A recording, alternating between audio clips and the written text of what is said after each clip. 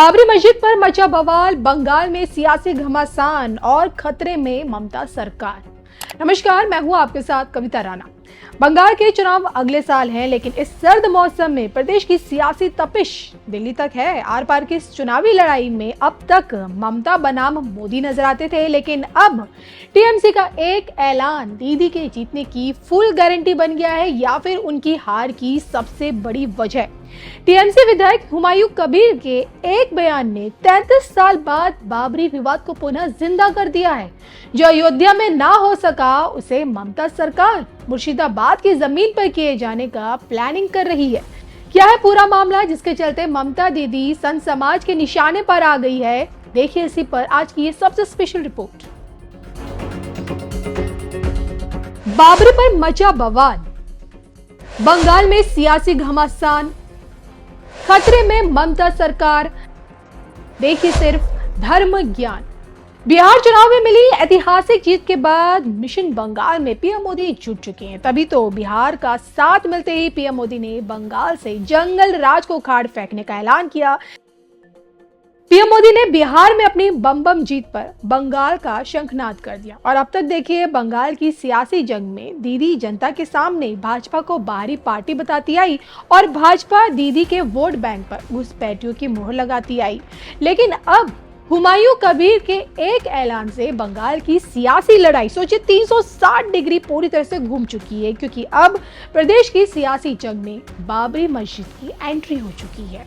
अब आप इसे विनाशकाले विपरीत बुद्धि कहें या फिर खुद के पांव पर कुल्हाड़ी मारना, टीएमसी विधायक हुमायूं कबीर ने मुर्शिदाबाद में 6 दिसंबर को बाबरी मस्जिद का शिलान्यास करने का ऐलान किया है। और जाहिर सी बात है कि इतना बड़ा ऐलान दीदी की मंजूरी बगैर नहीं हो सकता है। अब सवाल ये उठता है कि अचानक से टीएमसी को बाबरी मस्जिद की याद कैसे आई? क्या इसके पीछे की वजह मुर्शिदाबाद की 75% मुस्लिम आबादी है? क्या इसके पीछे की वजह मुस्लिम समुदाय की आस्था को सम्मान देना है? क्या इसके पीछे की वजह बाबरी विध्वंस की बरसी है? और क्या इसके पीछे की वजह सनातन को तिरस्कृत करना है? अब आप मस्जिद बनाएं, लेकिन बाबरी ही क्यों? विदेशी आक्रांता के नाम पर मस्जिद का शिलान्यास क्यों, जिसका इतिहास हिंदुओं के मठ मंदिरों को तोड़कर उनकी आस्था को कुचलकर रखा गया है। बंगाल में बाबरी मस्जिद की नींव, दीदी पर भड़के संतों की हुक्कार, बंगाल से अयोध्या तक तूफान। देखिए सिर्फ धर्म ज्ञान। ना तो मुगल सल्तनत बची है, ना औरंगजेब का दौर रहा है, लेकिन दीदी के नेता हुमायूं कबीर हैं, जिनका संकल्प है मुर्शिदाबाद की जमीन पर बाबरी मस्जिद की नींव।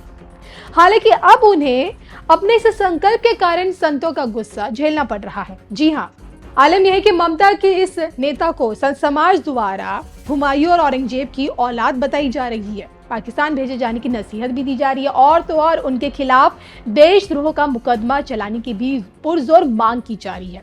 विश्व हिंदू परिषद का तो देखिए साफ कहना है कि मंदिर वहीं, मस्जिद नहीं और बाबरी तो कभी नहीं। इसको लेकर बकायदा राष्ट्र प्रवक्ता विनोद बंसल ने एक लंबा चौड़ा पोस्ट लिखा है, जिसमें उन्होंने ममता सरकार को पूरी तरह से बेनकाब करने की कोशिश की है। वो अपने पोस्ट में इतनी बड़ी बातें कहते हैं। टीएमसी के विधायक व राज्य के पूर्व मंत्री हुमायूं कबीर ने आगामी 6 दिसंबर को विदेशी आक्रांता बाबर के नाम पर एक मस्जिद की नींव रखने की घोषणा की।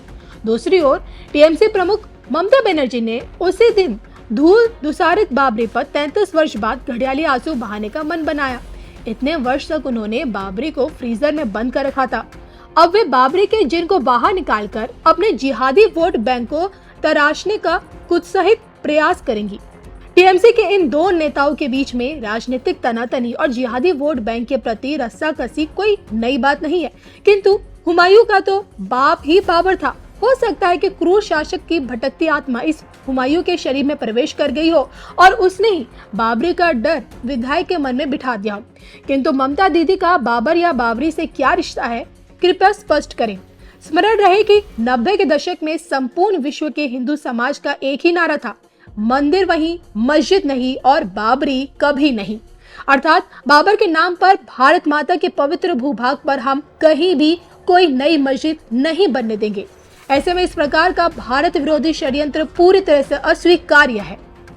तो ममता दीदी के नेता हुमायूं कबीर बाबरी नाम से ही मस्जिद क्यों बनाना चाहते हैं, इसके पीछे की असल मंशा क्या है, आप क्या सोचते हैं कमेंट करके बताएगा जरूर। लेकिन अब तक अयोध्या में सरकार द्वारा दी गई जमीन पर मस्जिद क्यों नहीं बन पाई, इसके पीछे की असल वजह अब जाकर ऑल इंडिया इमाम एसोसिएशन के जो प्रेसिडेंट है मौलाना साजिद रशीदी की जुबान पर आई है। रशीदी ये बताते हैं कि चाहे सैकड़ों मस्जिद बन जाएं पर अयोध्या की मस्जिद की हैसियत खत्म नहीं होगी, क्योंकि मस्जिद जहां पर एक बार बन जाती है तो कयामत तक मस्जिद रहती है। लेकिन जो मस्जिद सोचे मंदिर तोड़कर बनाई गई हो, क्या उसे इस्लामिक रूप से कबूल किया जा सकता है?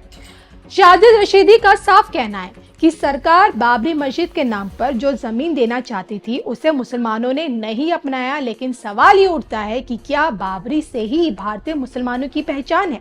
राष्ट्रवादी मुसलमानों के नाम पर मस्जिदें क्यों नहीं बनाई जा सकती है?